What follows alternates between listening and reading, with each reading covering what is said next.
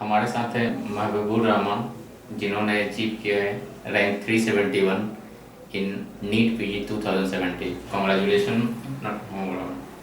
आप अपने विषय में बताइए, आपकी प्रिपरेशन की स्ट्रेटेजी क्या थी, या जब आपने जो कल रैंक देखा, रैंक देखने के बाद पहले क्या आपका प्री डिटर्मिनेशन था कि क्या आपको ये रैंक आ सकता था? आपने कौन से सेशन में अपीयर किया था?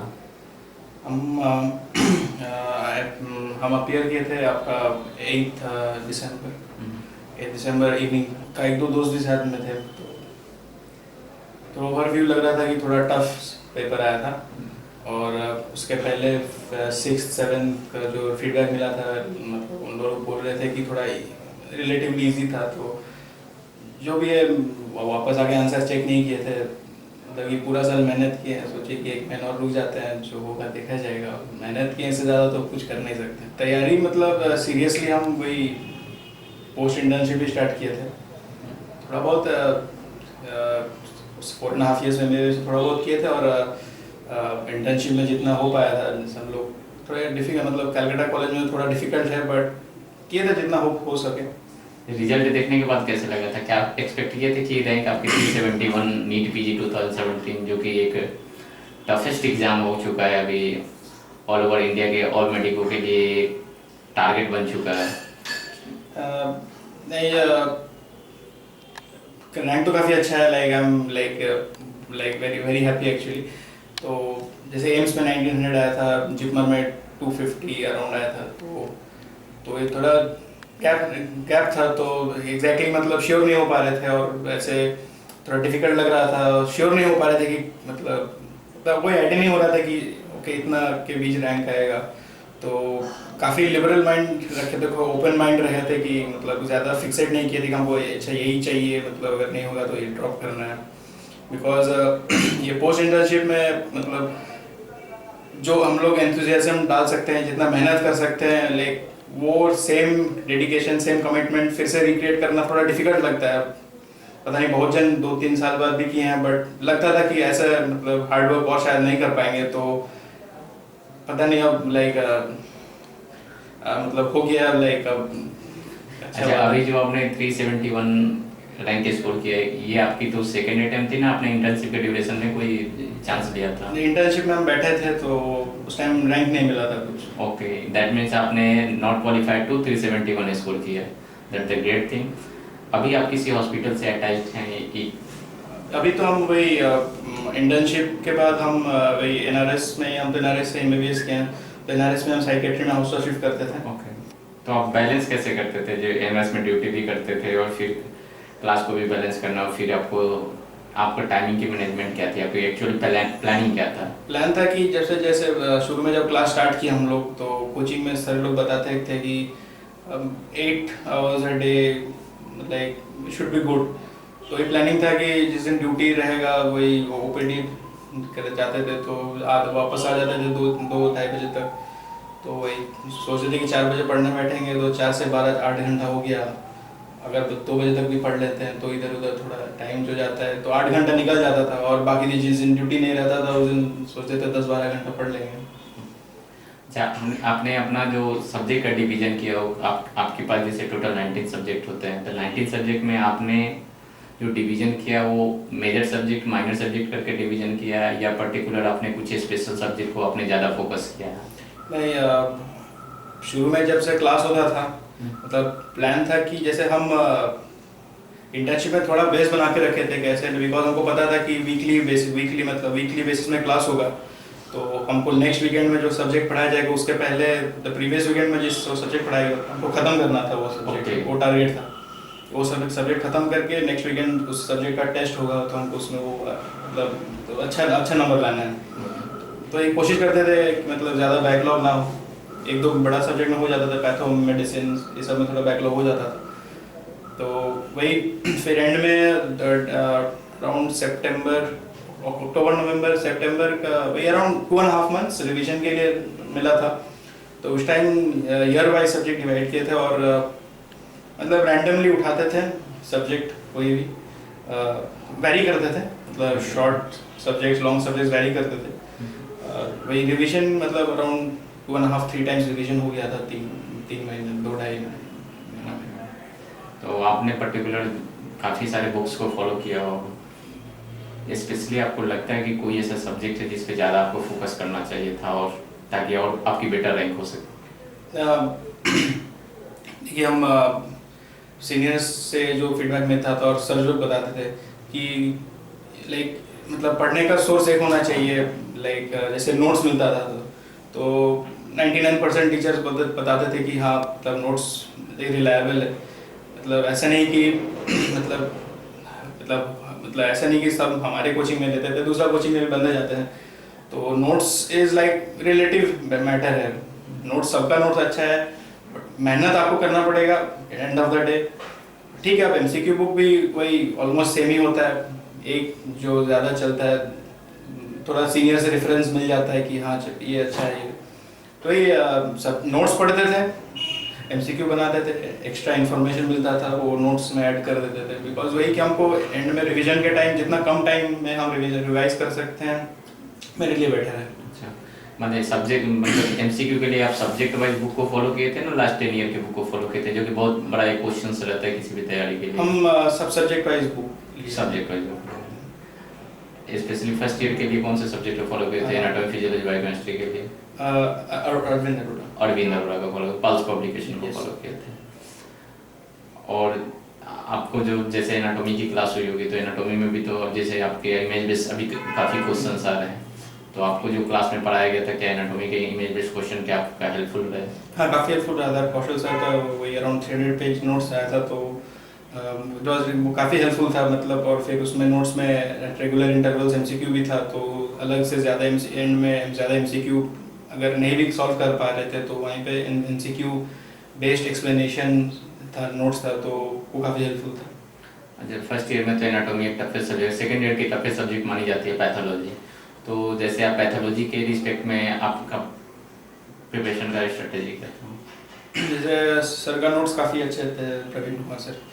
जनरल पैथो काफ़ी हो गया था, बुक में तो और रहता है, बट वही कि मतलब पढ़ने का तो कोई एंड नहीं है, अब जितना भी पढ़ लो कम पड़ जाता है, तो वही सोच लिए थे हाँ ये जो मिनिमम नोट्स पढ़ा है क्या इसको पढ़ के जाते हैं। अब पढ़ना तो 19 सब्जेक्ट्स है, तो वही। और रिगार्डिंग अगर हम मेजर सब्जेक्ट की बात करें तो जैसे उसमें मेडिसिन सर्जरी बहुत बड़ा मेजर रोल करता है, तो सर्जरी के लिए आप कौन से बुक को फॉलो करते थे? सर्जरी के लिए नोट्स पढ़े थे और एमसीक्यू के लिए हम प्रीतेश सिंह फॉलो किए। रिगार्डिंग मेडिसिन के लिए आपने क्या किया?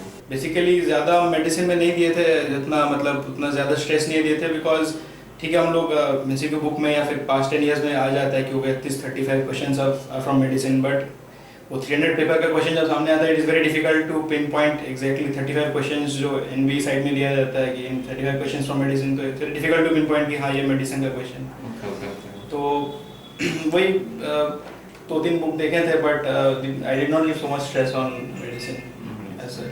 ओके, आपके पेपर में एक ईसीजी जो कि बहुत इशू था, तो ईसीजी काफ़ी कॉम्प्लिकेटेड, ईसीजी काफ़ी कॉम्प्लिकेटेड था जो कि करना डिफिकल्ट। हाँ, बट आफ्टर मतलब ठीक है, मतलब ईसीजी हमसे लोगों को लगता है जो सर्विस पीजीटी सर्विस से जो लगाते हैं उन लोगों का ज़्यादा परफॉर्मेंस बेटर है इस मामले में। तो हमको अगर अभी आप पूछेंगे वीकेस्ट टॉपिक है आपका, मतलब 19.5 सब्जेक्ट्स, तो हम ईसीजी बोलेंगे। अब सर जो आपने 371 रैंक किया है, काफ़ी एक अच्छा रैंक रहा, तो ये जो ड्यूरेशन जो 1 ईयर का चला होगा वेरी स्ट्रेसफुल हुआ होगा, इस स्ट्रेस पीरियड में आप का जो प्रिपरेशन का वे था, जो मोटिवेशन का सोर्स था, या जो ये रैंक सिक्योर किए, आप स्पेशली किसी को थैंक्स बोलना चाहें?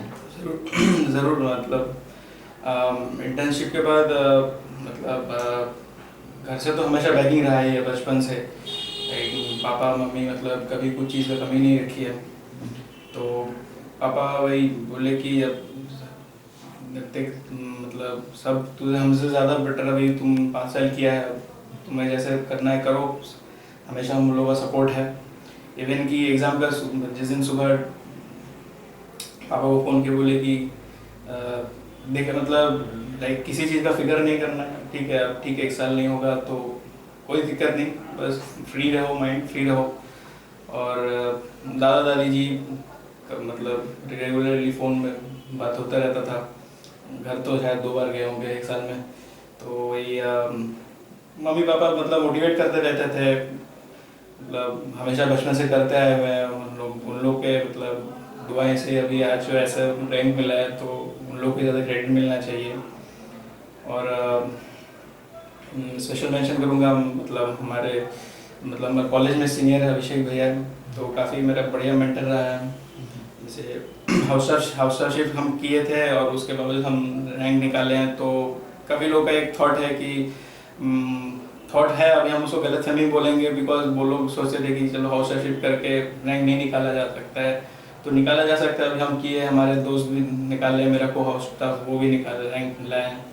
तो वही डिसिप्लिन रहना है, डेडिकेशन रहना है। अब उसके बाद डिसिप्लिन, डेडिकेशन, हार्डवर्क रहेगा तो लाइक इट इज़ पॉसिबल। और क्लासेस में टीचर्स लोग अच्छा मोटिवेशन करते थे, और आज हमारे हेड कोऑर्डिनेटर डॉक्टर नीरज, तो like he was always there for us, मतलब क्लास के बीच में मोटिवेट करते रहते थे। आपके फ्रेंड्स में कोई स्पेशल जिनको आप जो आपके कांस्टेंट सपोर्ट करते हैं? फ्रेंड में तो काफ़ी जन है एक साथ। हम अपने कॉलेज से काफ़ी जन हम लोग कोचिंग में पढ़ते थे एक साथ, तो एक अच्छे इन्वायरमेंट मिल गया था कि वीकेंड में क्लास करते टाइम तब रिलैक्सेशन एक हो जाता था। काफ़ी लोग दोस्तों से मिलते थे, आकाश था, नीतीश। लास्ट मोमेंट में आपका जो प्रिपरेशन का जो रहा है स्ट्रेटेजी, तो लास्ट मोमेंट में आप सब्जेक्ट को रिवाइज कर पाते थे या क्या कैसे किए?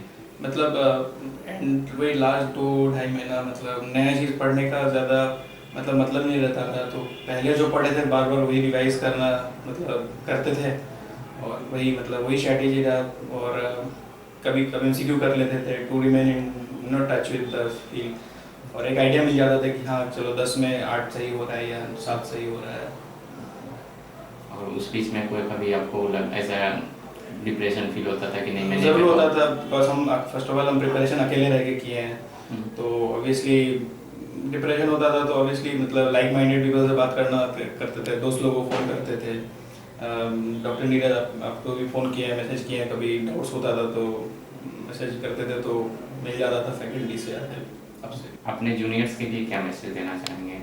आपने तो अपना जो गोल था कि अचीव किया, आप अपने जूनियर को क्या एडवाइस करना चाहेंगे? जूनियर के लिए यही है कि मेहनत करना है। हार्डवर्क तो मतलब उसका कोई सब्स्टिट्यूट नहीं होता है, ठीक है लक फैक्टर है, वो सबको पता है, एग्जाम का सिस्टम ऐसा है, बट हार्डवर्क का कोई सब्स्टिट्यूट नहीं है। आपको हार्डवर्क करना ही है, डिसिप्लिन रहना और डेडिकेशन रहना, और you have to be true to yourself. कभी मतलब अपने मन से लगना नहीं चाहिए कि हम ये कर नहीं रहे, हमको ये करना चाहिए, बिकॉज आप मतलब दोस्त बगल में जो क्लास में दोस्त उसको भी झूठ बोल सकते हैं, आप पेरेंट्स में घर में बता सकते हैं हाँ पापा हम पढ़ रहे हैं, बट एग्ज़ाम के पहले आपका अगर दिमाग में आ गया कि नहीं हम थोड़ा और मेहनत कर सकते हैं, तो वो गलत बात होगा। तो कभी आप अपने आप को मतलब अपने आप से मतलब झूठ नहीं करना चाहिए, झूठ बोलना नहीं चाहिए। You have to remain true to yourself, कि कभी आपको लगना नहीं चाहिए कि हाँ यहाँ पे हम गलत कर रहे हैं, यहाँ पे हमको और करना चाहिए था। वही कि और ठीक है, बहुत लोग का तैयारी थोड़ा देर से स्टार्ट होता है, कोई बहुत सारे रीजंस होता है, एक्सीडेंट्स बहुत होते हैं, तो यही बोलना चाहूँ कि कभी it is never too late. आप तैयारी अगर आपको इच्छा है तो आप 1 महीना देर हो गया, 1.5 महीना, 2 महीना देर हो गया, you can start that time. Coaching institution regarding आपको लगता है कोई कोचिंग इंस्टीट्यूशन ज्वाइन करना चाहिए, या जिससे आपको कि कोचिंग इंस्टीट्यूशन का सिर्फ रोल होता है कि आप कोई भी कोचिंग इंस्टीट्यूशन ज्वाइन कर लीजिए, आप उसके नोट्स को फॉलो कीजिए या टीचर्स को फॉलो कीजिए और रिगार्डिंग एमसीक्यू कीजिए, ये स्ट्रेटेजी बेटर होगा या पर्टिकुलर कोई कोचिंग इंस्टीट्यूशन ज्वाइन करना बेटर होगा, या क्या करना चाहिए?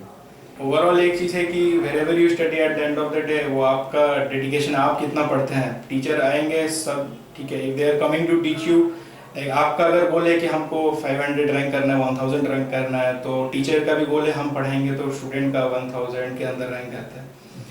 तो टीचर सब जगह ऑब्वियसली बेसिक क्वालिफिकेशन होगा इसलिए पढ़ाने आ रहे हैं, और ऑब्वियसली हमको अपना हमारे कोचिंग से काफ़ी हेल्प मिला। हम लोग का मतलब कोऑर्डिनेटर सर आप काफ़ी हेल्पफुल रहे हैं फ्रॉम लाइक एकेडमिकली एंड ठीक है, हम हाउसरशिप करते थे, मेरा ज़रूरत नहीं हो, but many others like who needed financial backing या help them. I am not sure अगर ऐसे फैसिलिटी मतलब दूसरे सेंटर्स में मिलता है कि नहीं, but I was satisfied with how हम जो हमको हेल्प मिला हमारे कोचिंग से। ठीक है, मतलब सब लाइक नो कोचिंग इज 100%। आपको कोई कोचिंग का सारा कोई भी सब्जेक्ट आपको कोई बोल नहीं सकता कि चलो ये 100% है। कभी कभी आपको मतलब कुछ अगर आप 5.5 साल MBBS है ठीक से पढ़ाई किया तो आपको पता चल जाएगी चलो ये सब ये वीकेंड में ये सब्जेक्ट पढ़ाए हैं तो ये it was not good.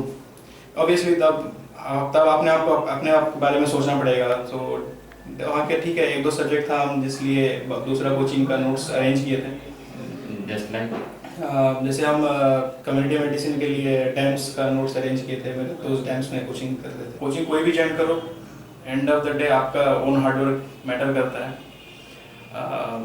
But if you are asking me, जैसे हम अभी रैंक लाए हैं तो at a reasonable amount and a good environment and under good guidance and like with like good people around and good people to guide you, I think PG Med DG will be a good option for my juniors. तो आप अपने junior को PG में DG recommendation कर रहे हैं? हाँ, like because I like हमको बेनिफिट मिला। जैसे बोले कि ठीक है कोई कोचिंग 100% नहीं है, but then 19 subjects are there. If I am getting okay 17 to 16 subjects, मतलब सेटिस्फैक्शन। ठीक है 1-2 सब्जेक्ट हम अरेंज करके आई कैन डेफिनेटली मैनेज। তো এবার নেক্সট প্ল্যানটা কি আছে, কি সাবজেক্টটা অফ করতে চাইছো? অফ করার তো ইচ্ছে মানে কি ইন্টার্নশিপে সার্জারি ভালো লেগেছিল। লাইক আই এম মেডিসিনের দিকে কোনো ইনক্লিনেশন নেই আর কি। তো এই অর্থোপেডিক সার্জারি বা জেনারেল সার্জারি কিছু একটা নেব, দেখি এখন लाइक आरो लोगों ने कंसल्ट करी। थैंक यू सो मच, आप अपने प्रीशियस टाइम निकाल के आप आए। अच्छा लगा। अपने जूनियर के लिए कुछ मैसेज दीजिए और होप करते हैं आपका फ्यूचर ब्राइट हो और आप वापस से आएँ हमारे इंस्टीट्यूशन में और जूनियर को गाइड करें। Thank you so much.